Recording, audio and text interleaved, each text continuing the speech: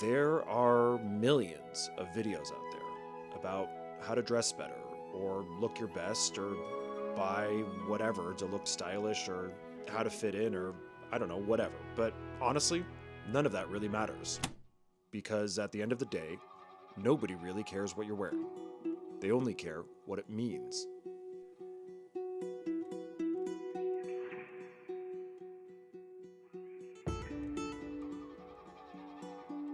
Clothing is a language. Every single thing that you put on your body tells a story about who you are and what's going on up here. It can communicate your values, it can tell you your background, what you're interested in, and a lot more.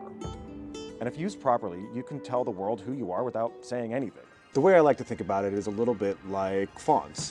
Think about yourself like a word. The meaning doesn't change, but the font you use can determine how people read it. As we all know, there are endless amounts of fonts out there. Maybe you're feeling classic and minimalist, elegant, or a little preppy. Maybe you're feeling really simple and straightforward, super cryptic and silly. Are you feeling maybe a little handwritten, analog, powerful, fancy, a little gothic, a little vintage? There's endless variation, you know? Learning to dress is just learning to use the right font for the conversation you're trying to have. Look, I get it. This whole thing sounds a little philosophical at this point, so let me give you a real-world example. This is one of my best friends, Tyler. This knucklehead is a very good filmmaker. He's also, fun fact, a retired hand model. Look at that beautiful hand. He's also a generally lovely person. Thank you. So we're here with Tyler and his tiny little Diet Coke being, you know, it's fine. Tyler has to go. Tyler has to go and be professional. So, Tyler, Yeah. where are you going? I got invited to like a movie screening for the Academy, the Oscars. Okay. Then question number 2. How are we feeling? Right now? Right now. Oof. Cute. You're feeling cute. Yeah. I feel adorable. It's true. I feel adorable. Right Okay. How do you want people to feel when they see you? now. Can I like give like a sound? Sure. I kind of want to be like, oh, yeah. Say less. All right. We're gonna try this. Ready? 3, 2, 1.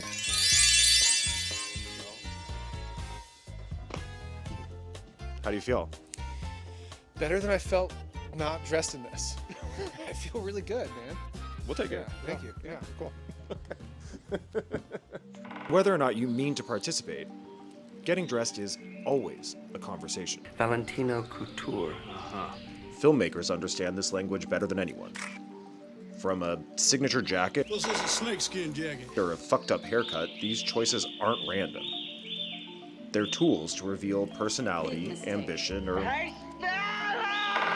even danger. Then why the fuck do you look like you're auditioning for Oklahoma? The wardrobe becomes an essential part of the For storytelling. me, it's a symbol of my individuality and my belief in personal freedom. And musicians take this even further. They bring this into real life, turning their clothing into identity. It's a language we all speak. It's how they build larger-than-life personas that feel superhuman. Even the brand that I started is really focused on what I call character dressing. When I say character dressing, what I mean is that when we build these outfits, we really are creating people. For example, this guy gives a sort of a wise old fisherman impression. You can see he's nice because he's got a bit of blue on his sweater, and his hat and his coverall kind of tell you what he does. Now this guy with his apron, is he a butcher? Is he a welder? Is he maybe a serial killer? Now this guy's one of my favorites. He's got this really nice, disheveled substitute teacher vibe. And I like that because the shoulder on his jacket's a little soft and the fabric's a little lumpy and his tie's a bit wide.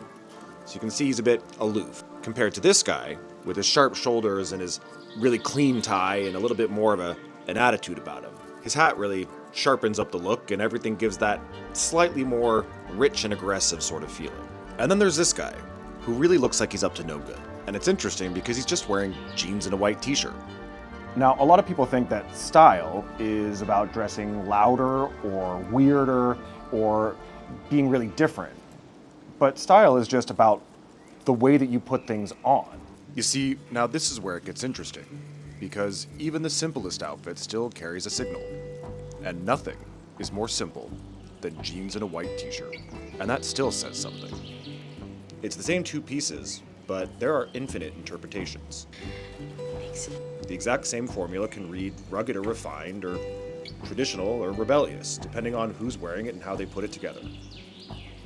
And once you start noticing these little shifts, the cut of the t-shirt, the wash of the jeans, or all the different forms of accessories you can put with it, you realize that even the basics reveal more about a person than you think. For example, take someone in a suit. It's the same basic uniform, but each person bends it in a different direction. Can I get a kid's meal? The fit, the color, the details all tweak the message. And that's power dressing. That's it. And then you have someone like Jason Kelsey. No, not Travis, the fashion guy, Jason, with his flip-flops. On paper, it looks like the opposite of style, but it's still a signal. Maybe even the strongest one. It tells you he's not performing for anyone. He's grounded, he's a family man, and he's leaning into that on purpose. Whether you like it or not, every single time you get dressed, you're signaling things about your own value. So it's very important that you understand that language to communicate the difference. Whether that's Costco chinos or whatever the hell this is. At the end of the day, there isn't one correct way to get dressed. What counts is whether the choices you make come from a place of honesty. If you use the language of clothes to say something real, even quietly, that's real style. It's that simple.